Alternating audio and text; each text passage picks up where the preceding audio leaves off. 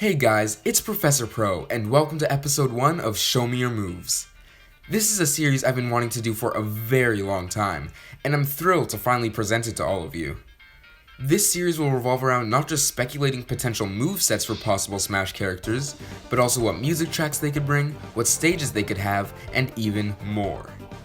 When I knew I was ready to start this series, I knew that I had to start it with my most wanted character, the character I was the most passionate about, whether the internet agreed with that choice or not. And that character is Sans from Undertale. Let's start with a brief description of the character for the 5 people out there who don't know who I'm talking about. Sans is a skeleton who lives in the underground, an enormous cave system under Mount Ebott where humans sealed all monsters after a long war. Sans, on the surface, is very lazy. He doesn't put very much effort into anything that he does, and spends most of his time eating at a bar and telling bad puns. However, if players dig deeper, particularly by doing the genocide run of the game, they discover that Sans is actually an incredibly powerful monster, so much so that he will most likely kill you during his first attack. Sans is also one of the few characters to remember every time you reset the game, making him powerful in a completely different, fourth wall breaking way. While thinking about how Sans would play, I wanted to go with the more intense version of the character. To represent how he quickly dodges out of the way of all your attacks during his fight, I gave him a very high run speed, making him the 9th fastest fighter in Smash Ultimate. But to represent how he only has 1 HP within Undertale, I also made him one of the lightest characters in the game, having him as a featherweight just above Game & Watch. When it comes to making a moveset for Sans, a lot of people argue that there's not enough material to work with, and that all of his moves would just be bone attacks. This couldn't be further from the truth. Having just played through Undertale recently, I found tons of potential for Sans within the game. Enough to make a moveset different from any other Smash fighter. Although, of course, I did take some creative liberties. So, let's get started. Sans' jab would be multi-hit. A couple of weak punches before transitioning into him spinning a bone in his hand, continuously whacking the opponent.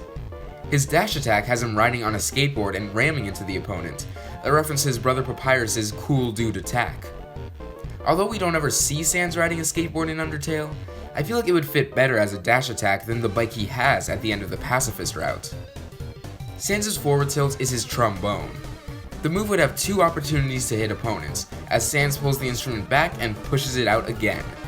It would be very similar to the hero's forward tilt in this fashion.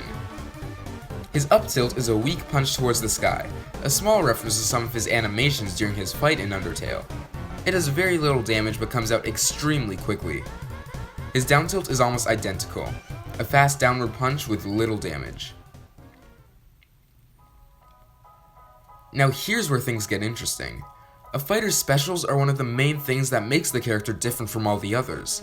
So with Sans, I wanted to make sure that I gave him specials that not only represent his character properly, but also diversify him from the rest of Smash Ultimate's roster.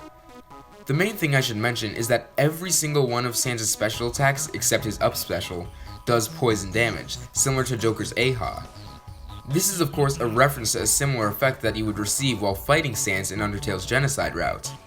That being said, let's get into the specials. Sans' neutral special is the Gaster Blaster.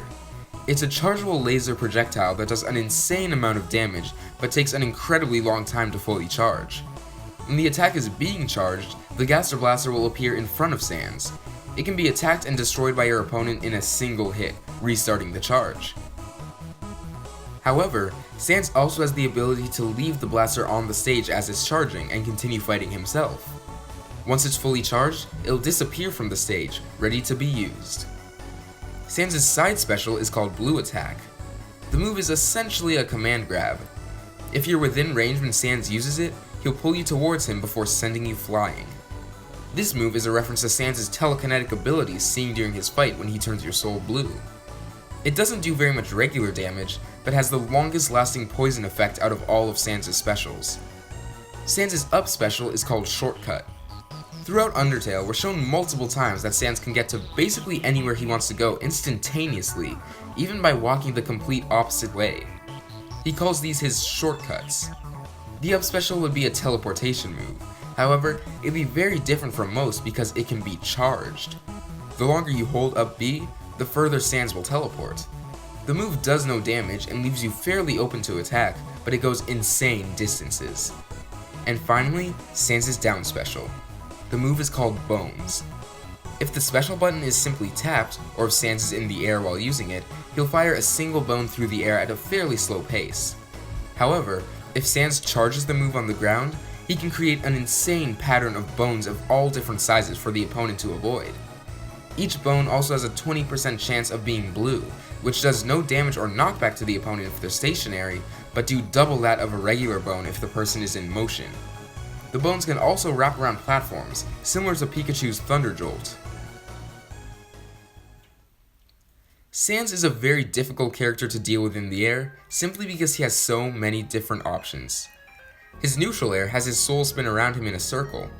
It's very fast, but puts him into a state of lower defense. His forward air is a stab with a bone. It has really good range and damage, almost as if Sans was wielding a sword. His back air has him raising his arm and slamming it back down, using telekinesis. This move is a very powerful spike, and has a disjointed hitbox.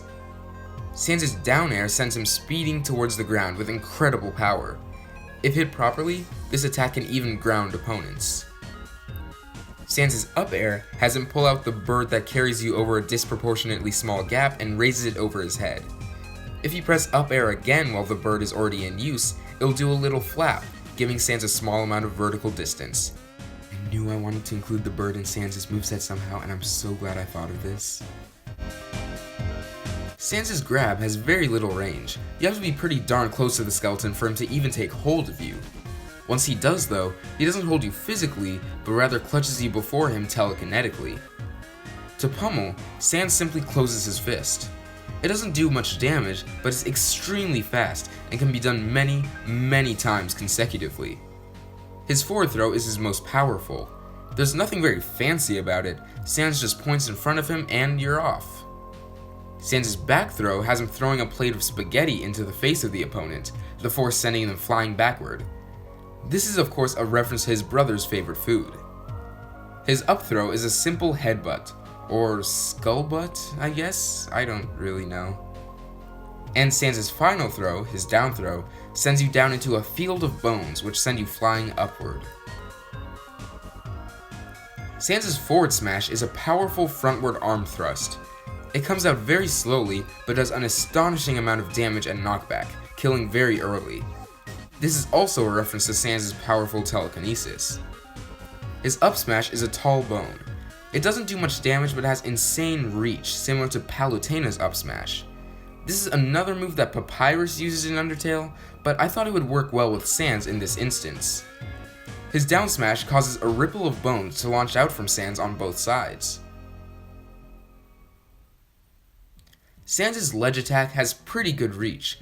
There isn't very much to it, he just pokes forward with a bone in hand. His get up attack isn't much different, having Sans thrust 2 bones to his left and right, one in each hand. Now for Sans' taunts. I wanted to make sure that I added the right amount of mocking and hilarity, as well as, of course, references to Undertale. His up taunt has him falling asleep while standing up for a short amount of time, before shaking his head and awakening. The Z's that come out while Sans is sleeping actually do damage, but very little. However, they can actually spike the opponent if they're hit from below. This allows players to use Sans falling asleep as an edge guarding tool, which I just think is glorious. Sans' side taunt has him pull out his trombone and play a mocking I can only imagine it would be infuriating to lose a stock to Sans only to hear this. His down taunt summons the annoying dog who winks at the camera. For anyone who doesn't know, the annoying dog in Undertale actually represents the game's creator, Toby Fox, so I think it would be necessary to get him into the moveset somehow. Moving on to victory screens, I think the ones I chose all have a lot of personality and represent Sans perfectly. His first victory screen has the camera moving left to right, only to have him seemingly be in both places at once before zooming into one of them.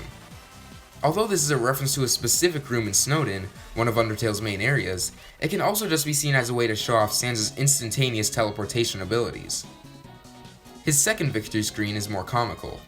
Sans falls backwards and lands onto his own whoopee cushion. The sound effect of the whoopee cushion doesn't stop playing until the players exit the menu for the next fight. Sans' third victory screen is the most intense of the three, having him frantically swinging his arm in multiple directions, his eye glowing blue. This is a reference to one of his final attempts to thwart you when you fight him in the Genocide run. For Sans' stage entrance, he sits behind his hot dog stand. He then downs a bottle of ketchup and hops out from behind it, ready to fight. Also, as a side note, I think it'd be really cool for Sans' HUD image to change throughout the battle, similar to Joker's. Having his eye sockets change depending on what attack he's using, how much damage he's at, etc. would add a lot of charm to the character. And finally, we move on to Sans' most powerful move. Sans' final smash is called Bad Time. If connected, the opponent is turned into a soul for a cutscene where Sans sends an insane array of Gaster Blasters and bones after them. The pattern he does in this is a reference to his first attack in Undertale, which he claims to be his strongest.